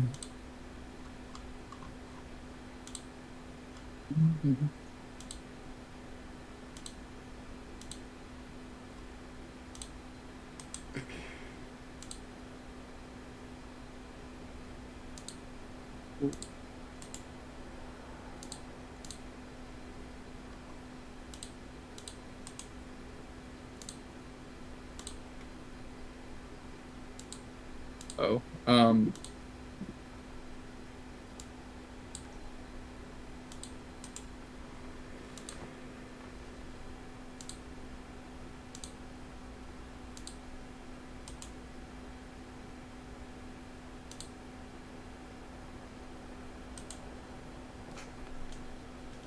There we go. All right. Yeah, so the poll's up. Go ahead and vote for who you think is most deserving of the MVP. Definitely curious to hear what y'all think out there in the chat. I think you've heard our opinions here. Decomposition was definitely popping off in that first game there on the Graves mid. That's Yep. he's got to be in the running as well. And Yeah. I think we got to give Fridge some credit here for being able to go up against Aaron up there and pretty Yeah. successfully prevent him from carrying. So that's pretty huge as well. Yeah. I mean, yeah, and twice, right? I mean, both times Aaron on a carry, and wasn't able to. Yeah, yeah, absolutely. So yeah, and Agassi the front runner. Decomposition. No, we didn't talk about him in the game, and he's not getting any votes in the poll either, Aw. which is sad. Because yeah, I mean, played a good series. Like I mean, when you win a series, especially 2-0, I mean, there's nobody that does nothing on the team, right? So It's definitely everybody chips in. Yeah, absolutely. Yeah. You're streaming your Discord. I don't know if you know that. Yeah, no, I'm Oh, trying okay. to adjust like the margins so that it can like just be our faces instead of Oh, I gotcha. like Sure. all my Discord channels on the side here, but I'm having a real hard Sure. time. I'm having a real hard I, time, Soviet. sure. I'm really struggling.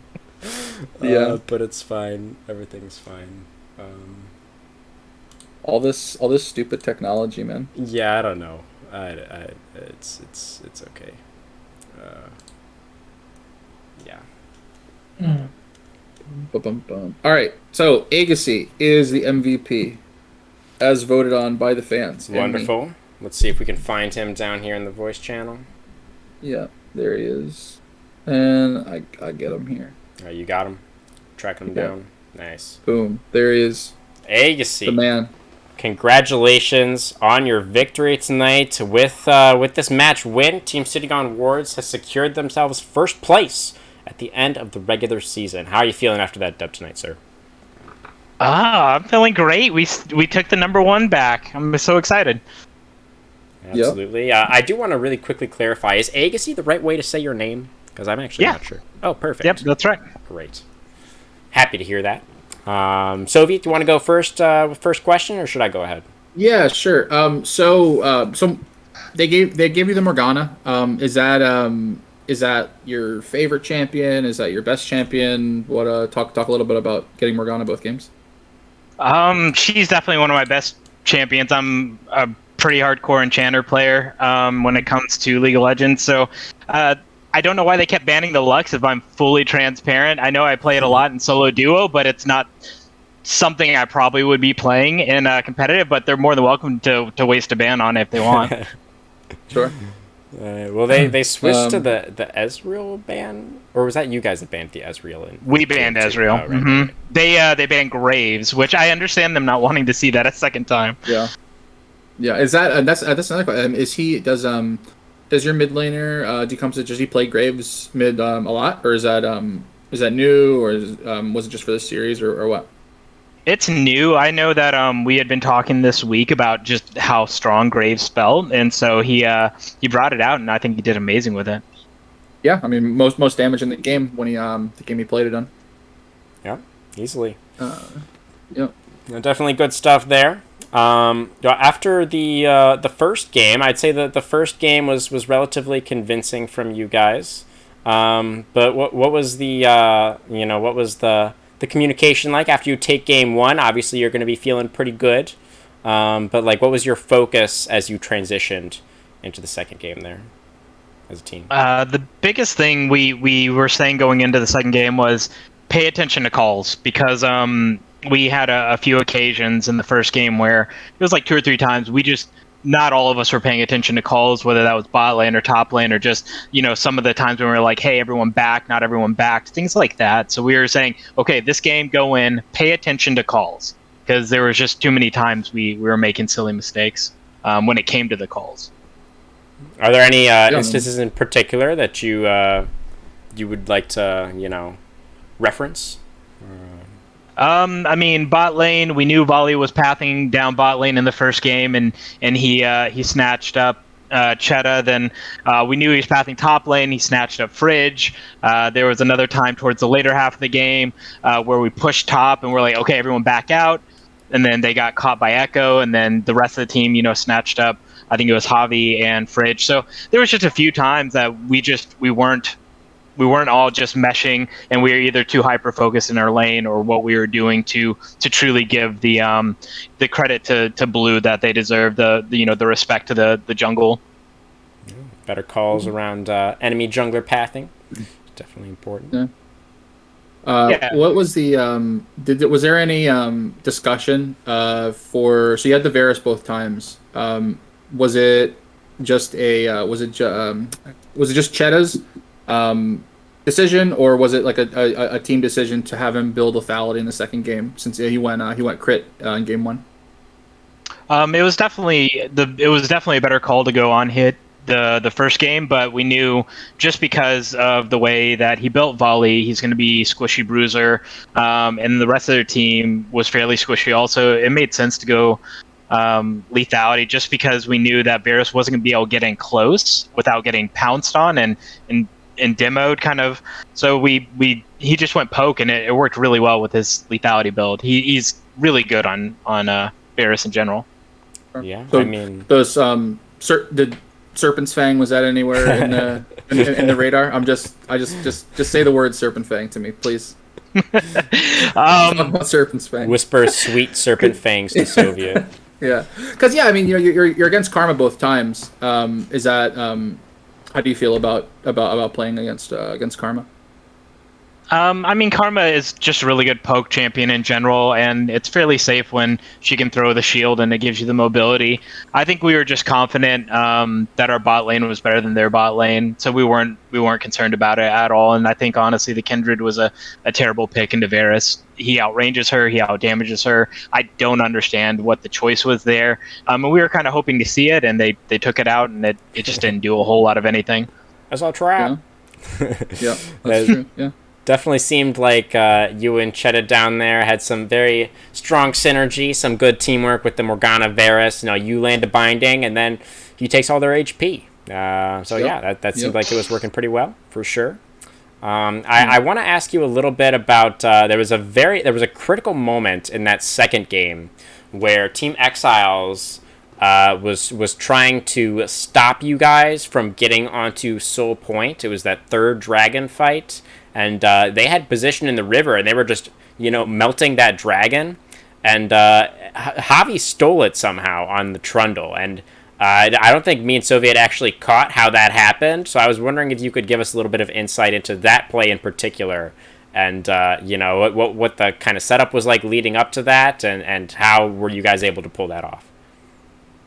I mean, he just walked up and took it, if I'm being honest. It was one of those... I don't think they didn't respect Javi, if I'm being 100% honest. His jungling is very strong. His smite game was just superior in general. I think we have the better comms as far as, bursting down and taking the objectives. I don't know. I think they just didn't respect Javi in that, and they let him walk up and take it. It's on them, really. There was no reason we should have had that. Yeah. Fair enough. I just have two more things real quick. So when you're playing Morgana, or I guess like you say you play Enchanters, so I don't know how much you play like Thresh or Blitz or Nautilus. When you start hitting a bunch of skill shots over and over and over and over again as a support, like does that like change how you play, or does it do you feel like you're like more in the zone, or is like if you're missing a bunch of them, like does it do you like find yourself like not willing to go for like more risky plays? I think especially when you're playing an enchanter like Morgana, for instance, and you're not hitting your bindings as often, the enemy is going to start expecting it. So yeah, if you're hitting them all, you're definitely in the zone, and you're gonna look for every opportunity to hit that binding and then capitalize on it. But when you're not hitting the binding, you got to start realizing, okay, either they got down, they're understanding how I path, and they're predicting really well. So then you start trying to think of, especially with someone like Morgana, how to get in close, how to capitalize on your ulti to punish them. And so that's what I would try to do is I'm like, okay, let me get in close to Kindred, let me get in close to Karma, let me get that ulti down, and then I'll hourglass and just let me root them down, and then I'll flash away and then throw my binding behind me. So I don't know. I think you just have to, if you're not hitting those skill shots, you got to think of other ways to get the advantage as an enchanter, like Morgana. Sure. And then so you've locked up first place, so you get your choice of team in the second round of playoffs. Have you guys thought of who you want to play, or do you guys need to talk more? Who are you most excited to play? I said green in the last one, which I do want to play green, but I'll be honest, y'all I don't know that was y'all specifically. I know you were there, Soviet, but y'all interviewed gray in the last game they played, and they said that we were absolutely no threat to them. So now I'm kind of gunning to just shut them down and remind them why we're in first place, because we didn't get here by accident. Just because they're on the other side of the split doesn't mean we're not a threat. Right. So that would you'd be choosing to play against the highest rank if they make it through to the semis. So that's interesting. Well, I'm fairly certain that the way it works is Team Green will also have a bye for the first round of playoffs. Right. Yeah. So Gray is third place. So if Gray has to play in the quarters, and then they're going to be the highest seed that they can pick. I don't think that they're allowed to pick Green for the semis. Right. Because Green is going to be in the other semi. It's just the way that the bracket is set up. Do it as hard as possible. Like skip the quarters and then beat third place and then beat second place. Easy. Yeah, I know we're going to be talking about it. I'm sure we'll have lots of meetings to really discuss what's our best strategy. I can't say that we're going to pick Gray, but I mean, it's definitely someone we're looking forward to playing. Sure. Nice. Sounds good. Yeah, well, congratulations again on your win tonight, AC, and on your first place finish here for the regular season. And also, thank you very much for joining us for this interview. Yeah, I appreciate it, guys. Thank you so much, and thank you everyone for watching the stream. Cool. Good stuff. That was all of the action that we had planned for tonight, everybody. We are still working out the scheduling details and what exactly playoffs is going to be looking like. It will be starting at some point this week, maybe even as early on as tomorrow. I think we may have a match ready to go for you all. So that is definitely going to be exciting stuff. It's going to be something to look forward to. I believe the finals here have also been scheduled, Soviet. If I'm not mistaken, the final is scheduled for the 17th of August. Does that sound right to you? I mean, if you say so. I believe you. That's my current understanding. But we're going to have the playoffs to get through before then, of course. So we're going to have lots of very exciting matches, guys, and stay tuned. I think we're pretty much done here for tonight. Soviet, you got anybody to shout out tonight? No, it's just a good series. Glad to be here. Glad to be here casting. Thanks for watching. Absolutely. It was our pleasure to bring you all some end of the season action here. And it's going to do it for us tonight, I think. From myself, from Soviet here, from the entire Team Gap production crew, thank you all very much for watching. And we will see you very soon in the playoffs.